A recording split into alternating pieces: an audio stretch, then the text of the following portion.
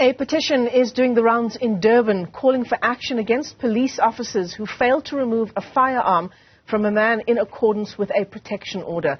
That man later killed his former girlfriend in a murder-suicide incident. Karinda Jagmohan joins us now to unpack the story. And Karinda, it was a story last year that made the headlines just because of the details around it, the fact that many believe, and this woman's family as well, that this could have been prevented if police had acted in accordance with that protection order. Just take us back to the background information on this incident. Indeed, Michelle, it was on October 30th when 25-year-old Sasha Leisha was gunned down. She was in her vehicle in the parking lot of the Gateway Mall here in Durban when her ex-boyfriend, Kyle Inderlal, approached her vehicle and killed her. He shot her and then turned the gun on himself.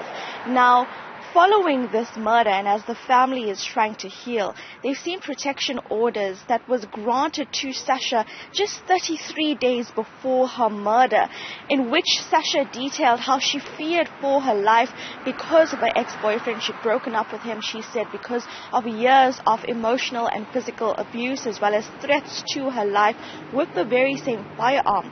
In that protection order, the presiding officer, the magistrate, said that Kyle's weapon, the firearm, must be removed from him as per this protection order. But this never happened, and then 33 days later, Sasha was murdered with the very same firearm. The family is trying to come to terms with this, and right now, at this moment, a petition is going around to call for police action. Now, police have since said that the police officers that were responsible for this are being investigated. This is a police station in the Phoenix area, and apparently among the investigations, the center of this is a police captain. Experts have also raised concern in the media, saying that this calls essentially for consequences or action to be taken because of the consequences of police's inaction in accordance to their responsibility to remove this firearm.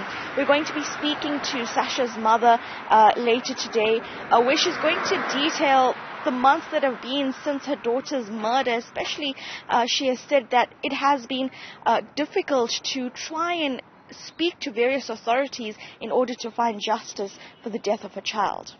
So, you've already outlined some of the background, some of the demands, but what else is the family demanding, especially in this petition doing the rounds in Durban, Karinda? Essentially, the family wants action to be taken against the police officer who should have removed this firearm. They are trying to now trace how the protection order would have went to the police station and essentially who is the person who should have acted on this. The mother, Jessica Shah, says that police had several days, it was 33 days before this protection order was granted when the murder happened. That's over a month, she says, in which if the police acted on this protection order, she believes at least then her daughter's life could have been spared. Sasha Lee was shot at point-blank range. She was sitting in her vehicle in the Gateway Mall. Apparently, she was followed from her home to the mall by Kyle, who we hear he has done this before, following her, and she details in her protection order how he stalked her as well, and so she feared for her life because of this and because of him apparently also brandishing his firearm as well, as some of the statements she made in that protection order. Now, Sasha's mother, Jessica, has went to the police. She's also went to the national government as well with various letters essentially pleading for some assistance. When we spoke to her just recently, she also said that she's still in the dark as to what had happened and what could have happened in order to have saved her child's life.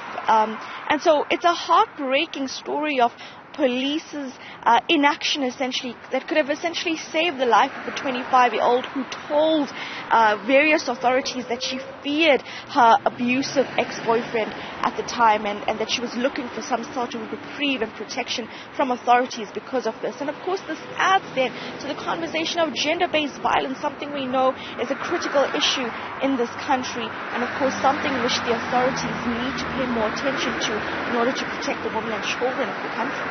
Karinda Jagmohan, thanks very much indeed for that update. Live to us there in Durban.